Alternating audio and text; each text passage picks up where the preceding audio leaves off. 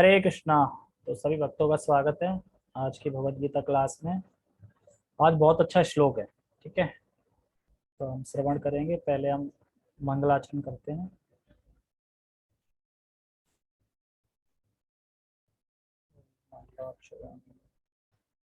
Yes. ओम अज्ञानतिमिरान्धस्य ज्ञानाञ्जनशलाकया चक्षुरुन्मीलितं येन तस्मै श्रीगुरुवे नमः। श्रीचैतन्यमनोभीष्टं स्थापितं येन भूतले स्वयं रूपः कदा मह्यं ददाति स्वपदान्तिकं। वन्देऽहं श्रीगुरो श्रीयुतापदकमलं श्रीगुरून् वैष्णवांश्च श्रीरूपं साग्रजातं सहगणरघुनाथान्वितं तं सजीवं साधुवेतं सावधूतं परिजनसहितं कृष्णचैतन्यदेवं श्रीराधा कृष्णपादान् सहगणललिता श्रीविशाखाद्विषां च। हे कृष्ण करुणा सिंधु दीनबंधो जगत्पते गोपेश गोपिका कांता राधा कांता नमस्तुते। तप्त कांचना गौरांगी राधे वृंदावनेश्वरी वृषभानुसुते देवी प्रणमामि हरिप्रिये। वाञ्छाकल्पतरुभ्यश्च कृपा सिन्धुभ्य एव च पतितानां पावनेभ्यो वैष्णवेभ्यो नमो नमः। जय श्री कृष्णा चैतन्य प्रभु नित्यानंद श्री अद्वैत गदाधर श्रीवासादि गौर भक्तवृंद। हरे कृष्णा कृष्णा कृष्णा हरे हरे हरे राम राम राम हरे हरे। रामाय रामभद्राय रामचंद्राय वेदसे रघुनाथाय नाथाय सीताया पतये नमः। नमो विष्णुपादाय कृष्ण पृष्ठाय भूतले श्रीमते भक्ति वेदांत स्वामिनि इति नामिने। नमस्ते सारस्वते देवे गौरवाणी प्रचारिणे निर्विशेष शून्यवादी पाश्चात्य देश। हरे कृष्णा। ओके, तो स्टार्ट करते हैं। बट स्टार्ट करने से पहले अभी जो स्कॉन में चल रही है हरि नाम जप के ऊपर अब की बार 64 पार जो चल रही है कि कैसे हम निर्जला एकादशी में 64 माला कर सके। तो शेड्यूल आ गया है, सब लोग शेड्यूल नोट कर सकते हैं। ठीक है, सुबह 4 से 6 कर सकते हैं, या फिर अगर जिसको मॉर्निंग प्रोग्राम अटेंड करना है वो 5 से 7 कर सकते हैं। 1 घंटा गैप देके फिर 9 बजे के आसपास कर सकते हैं, फिर दिन में कर सकते हैं, फिर एक इवनिंग, मतलब 4 राउंड फिक्स कर लो। 16 16 16 16 हो गई 64 माला। ठीक है, हाँ छुट्टी करनी पड़ेगी, अगर छुट्टी नहीं करेंगे तो फिर दिक्कत होगी। और एक खुशखबरी और है, रात को 3 बजे जग के या 2 बजे जग के जो चाहे वो पानी पी सकता है भर पेट। ठीक है, 3 बजे के बाद पानी नहीं पी सकते रात को। हाँ, तो आज सोएंगे रात को, तो कल 3 बजे से पहले पहले आराम उठ के पानी पी लो बस। 3:20 पे स्टार्ट है एकादशी। ओके, लेकिन हम श्लोक पे चलते हैं। श्लोक भी बड़ा है, तो पहला हम श्लोक का उच्चारण करते हैं, थीम बताते हैं। इस श्लोक में बताया गया है कि बहुत जन्मों के बाद, 1 जन्म 2 जन्म, बहुत जन्म जन्मांते कोई ज्ञानवान होता है जो मेरी शरण में आ पाता है और वो समझ पाता है कि मैं ही सब कुछ हूं। मतलब वासुदेव सर्वमिति, मतलब मैं ही सब सृष्टि का मूल हूं। मैं, मेरी ही सृष्टि जो है सारी मेरी ही शक्ति है। ये जो जानता है वो है ऐसा महात्मा सुदुर्लभ। ऐसा महात्मा सुदुर्लभ है। आज के श्लोक में 3 चीजें समझनी होंगी जो बहुत बारीकी से समझनी होंगी। 3 चीज समझ में आ जाएगी तो पूरा श्लोक समझ में आ जाएगा। एक तो ये कौन से ज्ञानी की बात हो रही है इस पे, यहाँ पे। और एक, कैसे समझे कि भगवान सर्वमति, मतलब वासुदेव सर्वमति मतलब हर जगह है। और जो ज्ञानवान है वो कैसे ज्ञानवान बनता है, मतलब जन्म जन्मांतर कैसे ज्ञानवान बनता है। ये 3 चीज हमें सीखनी है इस श्लोक से। ठीक है, अभिषेक प्रभु बताओ कौन से ज्ञानी की बात हो रही है। तो भगवान का ज्ञान है कि भगवान परम भगवान है, तो फिर वो जन्म क्यों लेगा। बहुनाम जन्म जन्मांतर, ये तो उसकी कह रहे हैं ना, जो ज्ञान योग का पालन करता है उसको कई जन्म तक याद है। कौन से ज्ञान योग, जो निराकार से ज्ञान करते हैं। पीडीएफ भेजता हूँ, पढ़ते हो। पीडीएफ जो भेजता हूँ पढ़ते हो क्यों। टाइम नहीं मिलता पढ़ने का। तो टाइम जाता किस में होगा तुम्हारा। अच्छा, एक काम करिए, जब यहाँ से नीचे जाते हो ना घर तक, उतने में पढ़ लिया करो, ज्यादा बड़ी नहीं होती, छोटी होती है। ठीक है, ओके। जो तीन थे ना, जो सकाम इच्छा से आ रहे थे, उनकी बात हो रही है इसमें, उसमें को ज्ञानवान बोला जा रहा है। ठीक है, पढ़ी नहीं हो, किसी ने खोल के नहीं पढ़ी होगी, किसी ने नहीं पढ़ी। हाँ, उनकी बात चल रही है, उस ज्ञानी की नहीं, वो तो जानता है वासुदेव सरस्वती, वो जानता है। वो जो तीन भौतिक लाभ से आ रहे थे, सकाम इच्छा से आ रहे थे, उनकी बात चल रही है, उन्हीं का विषय है कि वो कैसे जन्म जन्मांतर, बहुनाम, बहुत सारे जन्मों के बाद। तो पहले हम श्लोक पढ़ते हैं, फिर आगे पढ़ते हैं। ठीक है, बहुनाम जन्म नामन्ते ज्ञानवान् मां प्रपद्यते वासुदेवः सर्वमिति स महात्मा सुदुर्लभः। बहूनां जन्म नामन्ते ज्ञानवान् मां प्रपद्यते वासुदेवः सर्वमिति स महात्मा सुदुर्लभः। ठीक है, बहुनाम जन्म नामन्ते मतलब बहुत से जन्मों के अंत के बाद। बहुत से जन्म हो गए ना, लेकिन जब ज्ञानवान हो जाएगा तो जन्म खत्म ना फिर, क्योंकि तो ज्ञानवान हो गया ना, भगवान के पास जाएगा फिर। तो अंत, बहुत से जन्मों के अंत के बाद। ज्ञानवान माम प्रपद्यते मतलब ज्ञानवान मेरी शरण में आता है, मतलब बहुत जन्मों के बीतने के बाद वो ज्ञानवान मेरी शरण में आता है। वासुदेव सर्वमिति स महात्मा सुदुर्लभ, सभी कुछ वासुदेव की शक्ति है, वो ये जानता है, ऐसा महात्मा बहुत दुर्लभ है। एक होता है दुर्लभ है, एक होता है बहुत दुर्लभ होता है। सु मतलब जैसे जब किसी की शादी होती है तो दुल्हन को बोलते हैं ना कन्या, हमारी सुकन्या, सु लगाते हैं ना आगे, तो सुकन्या मतलब अच्छी, मतलब बहुत रेयर। हाँ, जैसे सुकन्या योजना चल रही है, तो इसलिए सुदुर्लभ मतलब दुर्लभ नहीं है, बहुत दुर्लभ है। तो यहाँ पे उन तीनों की बात हो रही है जन्म जन्मांतर में, मतलब जो पिछले श्लोक में तीन थे, अर्थ, अर्थार्थी, जिज्ञासु, इन तीनों की बात हो रही है। जिज्ञासु भी तो कुछ लाभ से होता है ना, कुछ पता करने के लिए, ये कैसे होता है, अच्छा ये कैसे होता है, वो भी कुछ ना कुछ सकाम भाव इच्छा से जाता है।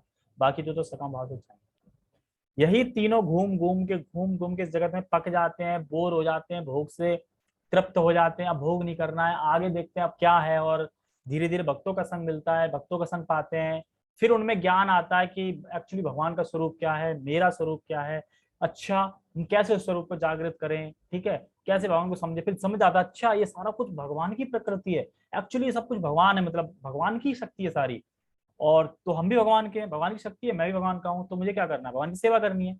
तो फिर वो भगवान की सेवा करते हैं, और सेवा करते हैं तो फिर वो जानते हैं, तो भगवान की शरण में फिर जाते हैं, तब वो यहाँ पे आ पाते हैं। बहुनाम जन्म मामन्ते ज्ञानवान मम प्रपद्यते। तो ये सब कुछ जानना, ऐसा महात्मा बहुत दुर्लभ है, ये भगवान कह रहे हैं।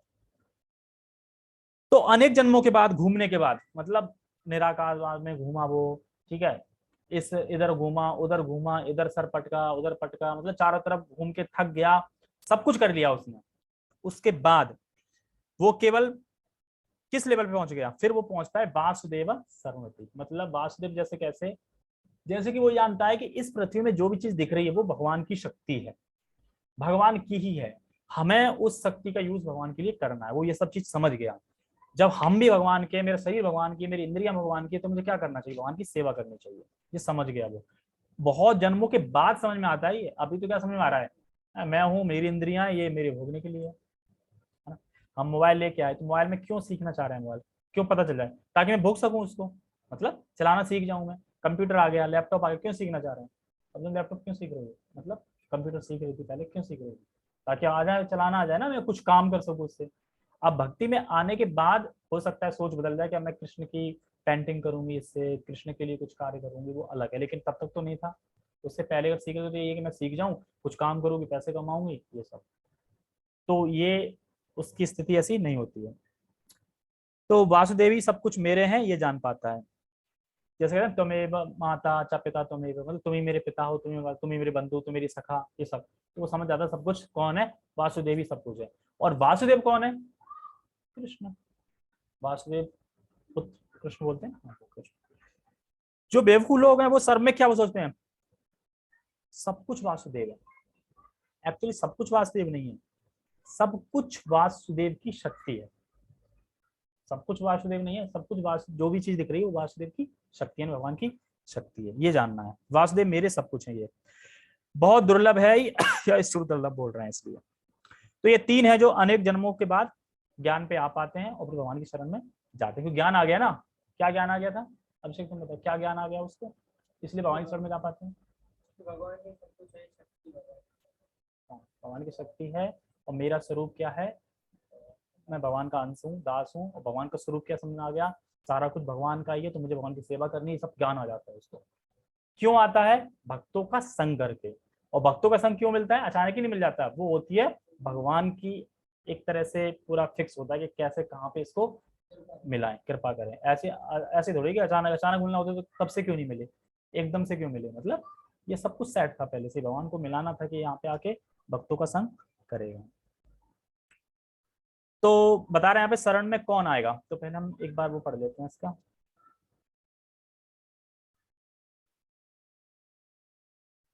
टेक्स्ट, अनेक जन्म जन्मांतर के बाद जिसे सचमुच ज्ञान होता है वह मुझको समस्त कारणों का कारण जानकर मेरी शरण में आता है, ऐसा महात्मा अत्यंत दुर्लभ होता है।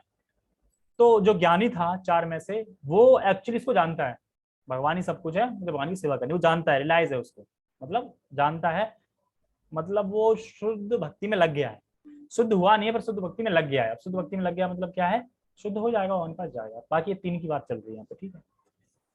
तो शरण में कौन आएगा, एक जीवन भक्ति करी तो समझ में नहीं आई भक्ति, दूसरे जन्म में करी समझ में नहीं आई, तीसरे जन्म में करी आई समझ में कर नहीं, ऐसे जन्म जन्म जन्म जन्म पा पा के क्या होता है, उसी को समझ में आएगा कि वासुदेव सरमति है, जो सब कुछ वासुदेव है। तो काफी जन्म जन्म के बाद करने के बाद जो फिर वो धीरे धीरे भक्तों को संग करके ज्ञान आता है, फिर वो समझ पाता है एक्चुअली भगवान ही सब कुछ है। हाँ, जो भक्ति स्टार्ट कर दी ना। हाँ, अगर मनुष्य का ना भी मिलेगा तो एक बार जानवर का भी मिलेगा तो उसमें भी भक्ति, मतलब उसमें भी फिर क्या है कि वो समाप्त होगी, फिर मनुष्य का मिलेगा उसे, जैसे कि अपन देखते हैं ना उनका भरत महाराज का।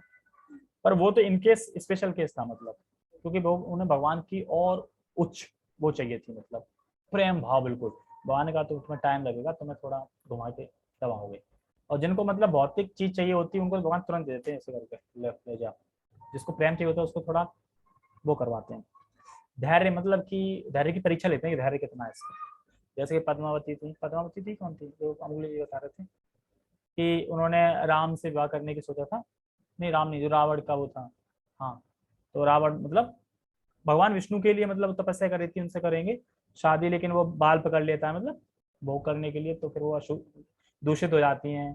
फिर वो अगला जन्म मिलता है, फिर उसके बाद फिर द्वापर युग में एंड पे आके फिर पता नहीं, फिर यहाँ पे जो साउथ इंडिया ना किधर है मंदिर, गोविंदा ऐसा करके है ना कोई, पूरा युग निकल जाता है द्वापर युग से, त्रेता युग से द्वापर युग आ जाता है पूरा, तब जाके कहीं विष्णु मिल पाते हैं। तो धैर्य की परीक्षा भी करते हैं लोग, ठीक है। तो यहाँ पे मैं क्वेश्चन उठाऊंगा फिर जवाब दूंगा, दो क्वेश्चन है, 1900 समझ जाएगा। ये जो तीन प्रकार के भक्त थे उनकी अंतिम गति क्या होगी, ऐसा अर्जुन पूछ रहे हैं कृष्ण से। जो तीन प्रकार के आपने बताए उनकी अंतिम गति क्या है, ज्ञानी का तो पता चल गया वो आपके पास जाता है, तीन की क्या हुई, तीन की बताओ ना, वो तो सकाम इच्छा से आए थे, तो उसकी बात बता रहे हैं कि ज्ञान का मतलब, जो ये तीन थे वो भक्ति ना मांग के क्या मांग रहे थे, भौतिक सुख मांग रहे थे। भक्ति तो वो जानती नहीं थे भक्ति क्या होता है, अपना स्वरूप क्या था, भौतिक सुख मांग रहे थे। तो और उनको क्यों भौतिक सुख मांग रहे थे, क्योंकि उनको भगवान का स्वरूप नहीं पता था और अपना भी स्वरूप नहीं पता था कि भगवान का क्या स्वरूप है और मेरा स्वरूप क्या है, कि मैं सोल हूँ, आत्मा हूँ, ये सब उन्हें नहीं पता था।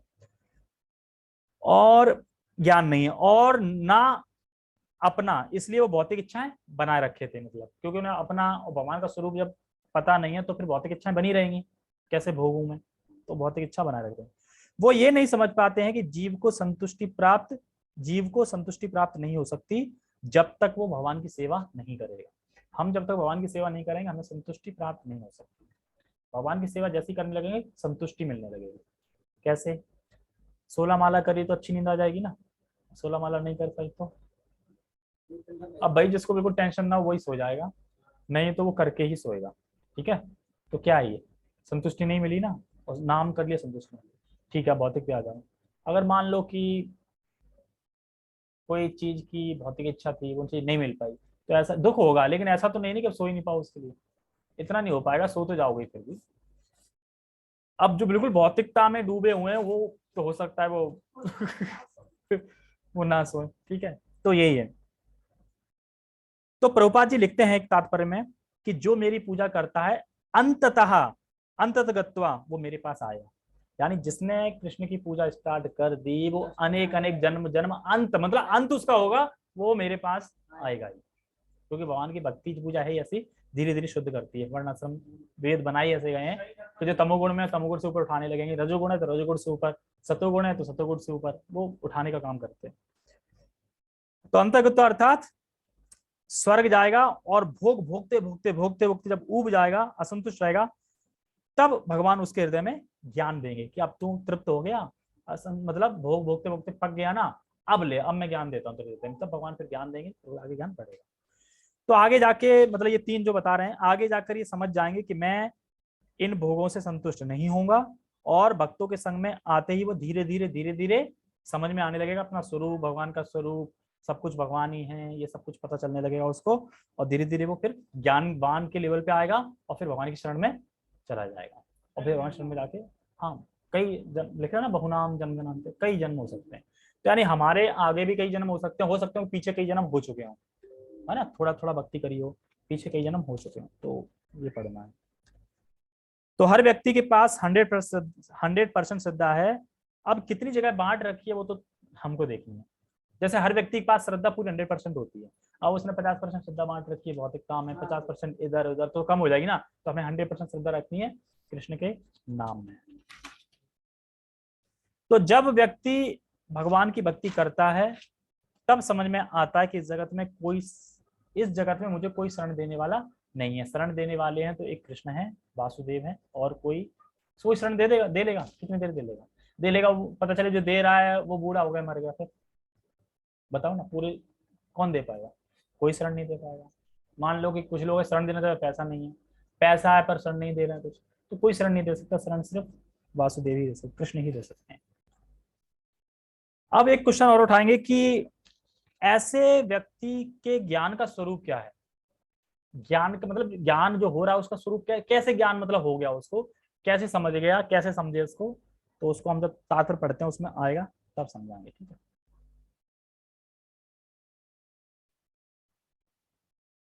तात्पर्य। भक्ति या दिव्य अनुष्ठानों को करता हुआ जीव अनेक जन्मों के पश्चात इस दिव्य ज्ञान को प्राप्त कर सकता है कि आत्म साक्षात्कार का चरम लक्ष्य श्री भगवान है। तो ये कौन समझ सकता है कि आत्म साक्षात्कार का चरम लक्ष्य मतलब फाइनल डेस्टिनेशन क्या है? कृष्ण है। जैसा कि हमने सुना है कि तीन प्रकार की वो होती हैं, ज्ञान होता है, एक ब्रह्म, परमात्मा और भगवान। ब्रह्म मतलब सूर्य की रोशनी, सूर्य का गोला, और अंदर सूर्यदेव विवस्वान। लेकिन अन्य लोग इस प्रकार से शुद्ध नहीं हुए हैं, इसलिए भगवान के अलावा वो कोई और लक्ष्य मानते हैं। मान लो कोई ब्रह्म को लक्ष्य मान लिया, किसी ने परमात्मा को लक्ष्य मान लिया, क्योंकि ज्ञान नहीं है तो अन्य लोगों को लक्ष्य मान लेते हैं, कि भगवान को लक्ष्य ना मान के। तो बता रहे हैं कि लेकिन आत्म साक्षात्कार चरम लक्ष्य क्या है? श्री भगवान है। तीन चीज, जैसे ट्रेन, ट्रेन की लाइट, और ट्रेन की बोगी, अंदर बैठे व्यक्ति। ठीक है, समझ में आया क्या बोला मैं? ट्रेन, ट्रेन की लाइट, लाइट क्या है? अच्छा, और ट्रेन क्या है? परमात्मा। और ट्रेन के अंदर व्यक्ति बैठे हो, एक व्यक्ति हो गए भगवान। ठीक है, ओके। आत्म साक्षात्कार के प्रारंभ में जब मनुष्य भौतिकता का परित्याग करने का प्रयत्न करता है तब निर्विशेषवाद की ओर उसका झुकाव हो सकता है, किंतु आगे बढ़ने पर वह यह समझ पाता है कि आध्यात्मिक जीवन में भी कार्य है और इन्हीं से भक्ति का विधान होता है। तो होता है, देखो, जब व्यक्ति भौतिक भोगों को भोगते भोगते भोगते थक जाता है, कितना भोगोगे, थक जाओगे ना, तब वह सोचता है क्या इससे भी परे कोई और मतलब सत्यता है, कुछ और है इससे भी परे, मतलब थक गया। लेकिन और वो प्राय सोचेगा कि जब हम भोग करके दुखी हैं, भोग करके सुखी नहीं हो पाए, तो हम अपने अस्तित्व को ही मिटा देते हैं और ब्रह्म निर्विशेष ब्रह्म में लीन हो जाते हैं, मतलब निर्विशेष ब्रह्म में लीन हो जाते हैं। अब कोई सेवा नहीं, कोई कुछ नहीं, बस अपने अस्तित्व को खत्म करो। पर वो ये नहीं समझ पाते कि आध्यात्मिक जगत भी है और वहां पे भगवान भी हैं, उनके भक्त भी हैं, और वहां पे निरंतर प्रेममयी लीला चल रही है, प्रेममयी आदान प्रदान हो रहा है।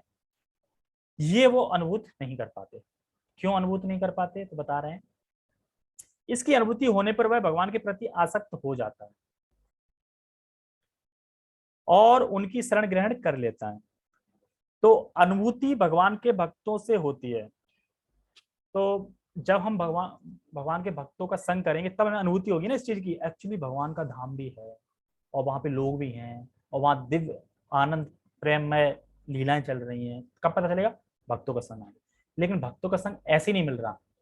जैसे प्रभुपाद जी उसमें बताते हैं कि कृष्ण की कृपा से हमें गुरु मिलते हैं, गुरु की कृपा से कृष्ण मिलते हैं, ऐसे करके है। कृष्ण की इच्छा होगी तब तुम्हें वो गुरु से मिलाएंगे। जो लोग चीटिंग चाहते हैं ना, छलना चाहते हैं, उनको पता कैसे गुरु मिलेंगे, मिलाएंगे, छलने वाले ही मिलाएंगे। जाओ तुम निराकार में, जाओ तुम इधर, क्योंकि वो चाहते हैं ना, देखो यार बस गुरु हो और ठीक है, थोड़ी भक्ति सही है, ऐसा थोड़ी यार पूरे दिन उसी में लिख जाओ। हाँ वो तो बाद में, लेकिन भगवान उनको निराकार को कम बता रहे हैं ना वो, मतलब तो क्योंकि मान लो निराकार में ये तो नहीं कि 4 नियम का पालन करो, कोई बता रहा है, नहीं बता रहा ना। मान लो कोई भक्ति तो करना चाह रहा है पर कह रहा है यार इस्कॉन की जैसी नहीं करनी यार, सबको छुड़वा देते हैं, कोई ऐसी मिल जाए, गुरु भी हो मिल जाए, तो फिर चीटिंग चाहता है ना वो, तो भगवान मिलाएंगे ना निराकार से कि तुम्हें कोई फॉलो नहीं करने रूल, खाओ पियो, चाय भी पियो, सब कुछ करो, समोसा खाओ, प्याज लहसुन खाओ और ये भी करो, तो ये होगी ना चीटिंग एक तरीके से। तो ऐसे भगवान मिलाते हैं फिर। तो भगवान की कृपा से हमें गुरु मिलते हैं, प्रामाणिक गुरु। अगर हमें चीटिंग की इच्छा नहीं होगी, हम चाहते हो कि हमें बिल्कुल बस प्रेम चाहिए भगवान का, भगवान के पास ही जाना है, जो करना पड़े भक्ति के लिए करूंगा, तो फिर वो प्रामाणिक गुरु से मिलाएंगे। उसमें नियम फॉलो भी करने पड़ेंगे, क्योंकि जाहिर सी बात है भौतिकता में भी देखो, अगर हम डॉक्टर के पास जाते हैं और कोई देशी दवा करते हैं तो उसमें परहेज बताता है ना। ऐसा नहीं कोई नियम नहीं है खाओ ठीक हो जाओ, कभी ठीक नहीं हो सकते। तो नियम तो है, जब यहाँ नियम है तो भगवान के जाने के लिए नियम नहीं होंगे। और भगवान वही तो बता रहे हैं, ऐसा नहीं कि सब कुछ बंद कर दिया। इस्कॉन वाले देखो 56 भोग खा रहे हैं, मोटे ताजे एकदम लाल हो रहे हैं, है ना, एकदम चिकने रखे रहते हैं, तेज रहता है एकदम बढ़िया। तो बताओ कैसे, ऐसा तो नहीं खाने पीने नहीं मिल रहा, सूख रहे हैं वहां जाके, अच्छा मिल रहा है, तुमसे ज्यादा खा रहे हैं, डेली 3 सब्जी खा रहे हैं, चपाती खा रहे हैं, स्वीट्स खा रहे हैं, कोई नहीं खा रहा वो ग्रस्त, तो वो तो और अच्छे से खा रहे हैं ना। अरे कुछ भी बना दे सब अच्छा लगता है, ढेंडे से टिंडे विंडे सब अच्छा लगता है वहां पे। तो हमें समझना है कि और अच्छे से कर रहे हैं वो, तो इसलिए हमें वो तो नियम तो पालन करने पड़ेंगे। ठीक है, तो ये यहाँ पे बता रहे हैं कि भगवान की कृपा से गुरु मिलते हैं, तो जब भक्तों का संग मिलता है तो उससे हम शुद्ध हो पाते हैं, उससे समझ आते हैं। ठीक है, आगे पढ़ते हैं, कहाँ पे थे। हाँ। भक्तों का संग नहीं मिलता है, भगवान के पास मिलता है, भगवान ने सेट किया तभी मिल रहा है, और अकस्मात थोड़ी मिल गया भक्तों का संग। बाकी लोग शुक्र यही कह रहे हैं ना, भगवान कृपा होगी, इच्छा तो करी होगी ना, ऐसे थोड़ी। सुकृति तो होगी ना पहले ही, सुकृति तो पहले होगी ना, तभी तो मिलाएंगे। और हाँ ठीक है, तो वो जुड़ जाते हैं ना, ऐसा तो नहीं ना, बोलते बोलते जुड़ भी तो जाते हैं ना। बहुत से बोलते हैं कि कृपा होगी तो चले भी जाते हैं, ऐसा नहीं। और भगवान की कृपा से ही होता है। प्रयास तो करना पड़ेगा, हाँ प्रयास तो करना पड़ेगा ना, खैर मतलब ऐसा है कि भगवान की कृपा चले जाएगा। मान तुमने एक बार बोला, 2 बार बोला, 3 बार, तो क्या चलो चल लेते हैं यार, तो फिर होगी ना कृपा, तो हो ही जाती है कृपा। ठीक है, इस अवसर पर हम समझ सक इस अवसर पर वह समझ सकता है कि श्री कृष्ण की कृपा ही सर्वत्र सर्वस्व है। सर्वस्व, हाँ सर्वस्व है। सर्वस्व कहाँ पे थे हम, सर्वस्व है क्या, सर्वस्व है। वे ही सब कारणों के कारण है और यह जगत उनसे स्वतंत्र नहीं है। तो फिर वो समझ जाता ना, भगवान सर्वस्व है, सब चीज भगवान की है, भगवान की शक्ति है, और भगवान सब कारणों के कारण है और यह जगत उनसे स्वतंत्र नहीं है, मतलब उन्हीं के अधीन है, उन्हीं की शक्ति है, उन्हीं पे आधारित है एक तरीके से। एक अभी एग्जांपल दूंगा, उससे ये चीज समझ में आएगी कैसे आधारित है, मतलब वासुदेव सर्वमिति कैसे है ये बताया जाएगा। स्वतंत्र नहीं है, जैसे सृष्टि भी भगवान की कृपा से ही है, तभी हम पुरुषार्थ कर पाएंगे। सृष्टि भगवान ने बनाई ना, कोई बोलने का था भगवान सृष्टि बनाओ, सृष्टि कर दो भगवान, कोई बोलने तो कहने। भगवान ने क्यों सृष्टि बनाई, कि ताकि हमें पुरुषार्थ, मतलब हमें रूप मिलेंगे, स्वरूप मिलेगा, ताकि हम भगवान को पा सके। नहीं तो हम सुप्त अवस्था में सो ही रहेंगे, फिर कैसे भगवान के पास पहुंच पाएंगे। वह इस भौतिक जगत को आध्यात्मिक विविधताओं का विकृत प्रतिबिंब मानता है और अनुभव करता है कि प्रत्येक वस्तु का परमेश्वर कृष्ण से संबंध है। ये सारी जो चीजें बताई जा रही हैं, वो कौन जो ज्ञान पे आ गया है वो सभी चीजें देख रहा है। भगवान सर्वस्व हैं, एक्चुअली जगत तो प्रतिबंध है, उल्टा है, मतलब वहां ऐसा, ये सब कौन सोच रहा है? जो ज्ञानी है वो सोच रहा है, ठीक है। तो प्रतिबंध है, सम क्या बोले, परमेश्वर कृष्ण संबंध है। देखो इसको समझते हैं, जैसे एक पेड़ है, पेड़ का प्रतिबिंब जल पे होता है तो उल्टा दिखाई देता है, यानी नीचे उल्टा। तो इसी तरीके से भौतिक जगत वहां का उल्टा है। वहां पे केंद्र में कौन है? ऊपर कृष्ण। यहाँ पे केंद्र में कौन है? मैं। ऐसा वही चाहते हैं, हाँ मैं केंद्र में हूं ना, भगवान थोड़ी केंद्र में है, ठीक है। और वहां पे जितनी भी वस्तुएं वो किसके लिए है? वहां पे भगवान के लिए। और यहाँ पे किसके लिए? मेरे लिए। तो उल्टा हो गया ना, इस तरीके से उल्टा है। ये उल्टा नहीं कि उल्टा दिखाई दे रहा है, ऐसे उल्टा है। वहां भी गाय हैं, वहां भी पेड़ हैं, वहां भी फल है, सब कुछ वहां भी है। वहां भी तुम ऐसे ही खेलोगे, सब कुछ वहां भी है, लेकिन वहां सब चीज होती है भगवान के लिए, और यहाँ सब वो चीज होती है अपने लिए। तो इसलिए उल्टा है, पृथ्वी मात्र है। ये वो जानता है, ज्ञान। आध्यात्म जगत में सब केंद्र, सबके केंद्र भगवान है, और यहाँ पे केंद्र में मैं हूँ। तो यहाँ पे सब कुछ है, पर हम नहीं सोच पा रहे हैं कि ये सब कुछ, ये सब वस्तु भगवान की है। क्यों नहीं सोच पा रहे हैं यहाँ पे? क्योंकि माया के प्रभाव से, क्योंकि माया के प्रभाव से हमारा ज्ञान ढका हुआ है, हम समझ नहीं पा रहे सब कुछ भगवान का है, ठीक है। इस प्रकार वह प्रत्येक वस्तु को वासुदेव श्री कृष्ण संबंधित समझता है। इस प्रकार की वासुदेव मई व्यापक दृष्टि होने पर भगवान कृष्ण को परम लक्ष्य मानकर शरणागति प्राप्त होती है।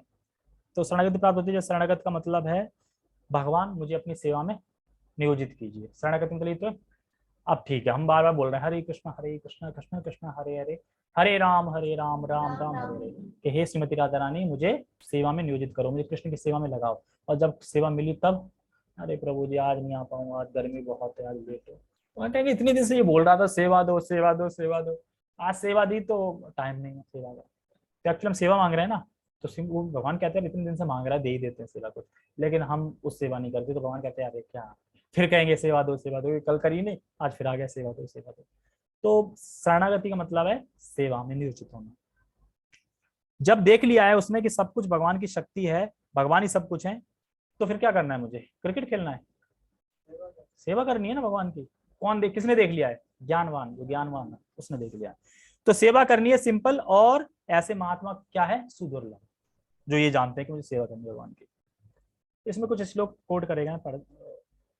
इस श्लोक की सुंदर व्याख्या श्वेताश्वतर उपनिषद में मिलती है। सहस्त्र शीर्षा पुरुषा सहस्त्राश्च सहस्त्रपात संभूति विश्वतो वृत्त्यात्यातिष्ठदा दशागुलम पुरुषः एव देवम सर्व यद्भुतम यच्च भव्यम उत्तामृत्वा शेषानो यदेन्ना नाति तिरोहति। इसमें अनुवाद नहीं लिखा, पर बता रहे थे प्रभु कि उस पुरुष के हजारों सिर हैं, उस पुरुष के हजारों आंखें हैं, बहुत सारे पैर हैं। तो सभी कुछ ये पुरुष की ही, अर्थात पुरुष जो व्यक्ति है ये सब कुछ उस पुरुष से ही आया, मतलब वो पुरुष से ही है। पुरुष कौन है? मतलब वासुदेव, ऐसा कोड का बता रहा है। तो ये ईश्वर जो जानता है वो दोबारा जन्म नहीं लेता। तो ये जो चीज जानता है ये सब कुछ वहीं से, वो दोबारा जन्म नहीं लेता। जैसे भगवान बताते ना गीता में, जन्म कर्म च मे द्वितीयम्, जानता है फिर वो दोबारा जन्म नहीं लेता। एक कोट और किया है यहाँ पे, छांदोग्य उपनिषद में कहा गया है, न वै वाचो न चक्षुषी न श्रोत्राणि न मानिस्त्याचते प्राण इति एवाच्यते ह्येवैतानि सर्वाणि भवन्ति। यानी जीव के शरीर के बोलने की शक्ति, देखने की शक्ति, सुनने की शक्ति, सोचने की शक्ति ही प्रधान नहीं है। समस्त कार्यों का केंद्र बिंदु तो जीवन यानी प्राण है। इसी प्रकार भगवान वासुदेव या भगवान श्री कृष्ण ही समस्त पदार्थों में मूल सत्ता है। देखो इसको मैं समझाता हूँ। जो ये कह रहे हैं ना कि जीव के शरीर के बोलने की शक्ति, देखने की शक्ति, सुनने की शक्ति, सोचने की शक्ति, एक्चुअली प्राण ही है। इसको प्राण भी बोल सकते हैं। क्यों बोल सकते हैं? अगर किसी के शरीर से प्राण निकल जाए तो देखने की, सुनने की शक्ति रहेगी? यहाँ पे नहीं रहेगी। तो उसको प्राण भी बोल सकते हैं, लेकिन इंद्रिय प्राण है अलग अलग। इंद्रियों को हम प्राण भी बोल सकते हैं, हाँ। इंद्रिय अलग है, प्राण है। हाँ, जैसे समझाता हूँ। जगत की हर वस्तु कहाँ से आई? कृष्ण से, ठीक है। उसको धारण कौन कर रहा है? पूरी जगत को धारण कौन करता है? कृष्ण कर रहे हैं। और उसका प्रलय कौन करता है? कृष्ण। तो और कोई कारण नहीं है, सब कारणों के कारण भगवान है। अपनी इंद्रियों को भगवान की सेवा में लगाए रखते हैं। तो इंद्रियों की सारी शक्ति प्राण से आती है। देखने की, सुनने की, चलने की, फिरने की शक्ति प्राण से तो आ रही है ना। प्राण अपान वायु बताया, प्राण से आ रही है सारी शक्ति। तो हम प्राण भी बोल देते हैं कभी कभी। तो इंद्रियों को प्राण कहा जा सकता है। इसी तरह से जगत की हर वस्तु भगवान से आ रही है, भगवान की शक्ति है, भगवान पे आधा रहता है। तो इस कारण से उन सभी वस्तुओं का तादात्म्य में भगवान से है। जिस तरीके से हमारी सारी इंद्रियों किस पे आधार रहते हैं, प्राण पे, उसी तरह सृष्टि की सारी चीजें किस पे आधार रहते हैं, कृष्ण पे। इस तरीके से समझ सकते हैं। लेकिन कृष्ण अलग भी है, मतलब सृष्टि सब चीज अलग हो गई, अलग भी है लेकिन आधारित उसी पे है। जैसे हमारी एग्जाम्पल दिया हमारी इंद्रियों का, इसका समझ में आ गया कि कैसे सर्वमिति वासुदेव समझ। हाँ, लेकिन उन पे आधारित है पूरा ब्रह्मांड। ब्रह्मांड कृष्ण नहीं है, ब्रह्मांड कृष्ण की शक्ति है। ठीक है, ये नहीं कि जगत ही भगवान है, जैसे इंद्रियां प्राण नहीं है, पर प्राण पे आधारित है इंद्रियां। पूरा ब्रह्मांड उनकी शक्ति है, ब्रह्मांड नहीं है भगवान, पूरी शक्ति पूरी ब्रह्मांड उनकी शक्ति है, इसलिए उनको वासुदेव सर्वमिति कहा जा रहा है। ठीक है, अगर प्राण ना हो तो कोई इंद्रिया काम करेगी नहीं, तो सब कुछ नहीं है। तो उसी तरह अगर भगवान पे आधारित ना हो, भगवान ना हो, तो ये सब निष्फल, काम नहीं करेगी। उसी तरह बता रहे हैं।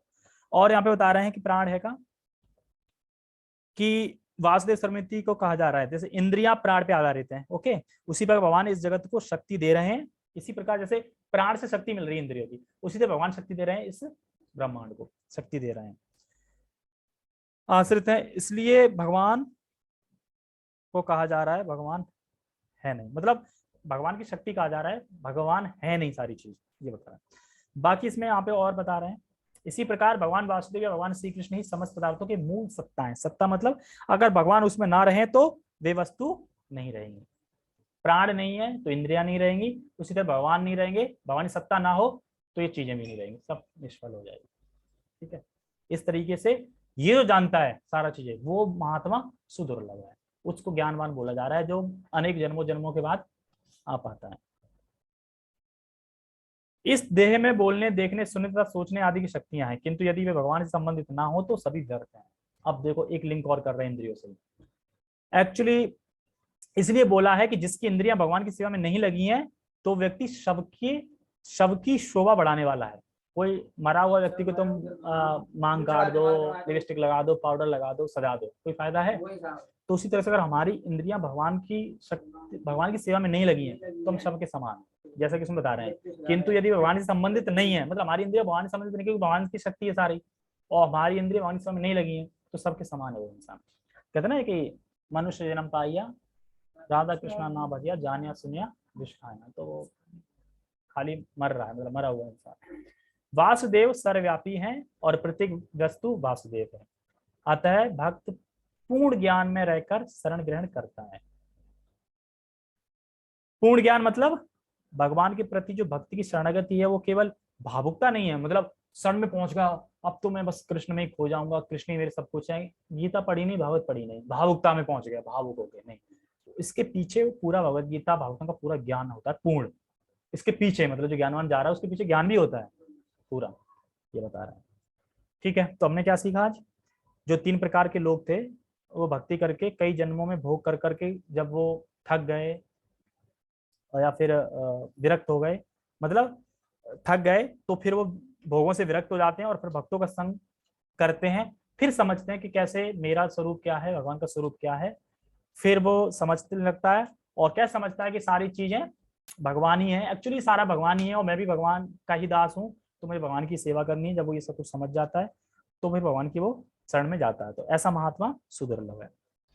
तो ये ज्ञानवान पे हर कोई पहुंच नहीं पाता, इसलिए सुदुर्लभ बोल रहे हैं, मतलब बहुत दुर्लभ है। कोई कोई उन 3 में से कोई कोई ज्ञान पे पहुंच पाता है, और जो ज्ञान पे पहुंच जाएगा, भगवान ने पिछले में क्या बताया था, वो मेरा बहुत प्रिय है, वो तो मेरे ही समान है, वो मेरी आत्मा है, तो मान बताया। ठीक है, ओके, स्टॉप हियर। हरे कृष्णा। जगत गुरु शील प्रभुपाद की, श्रीमद की जय। निताई गौर जय। हरि हरि। हरि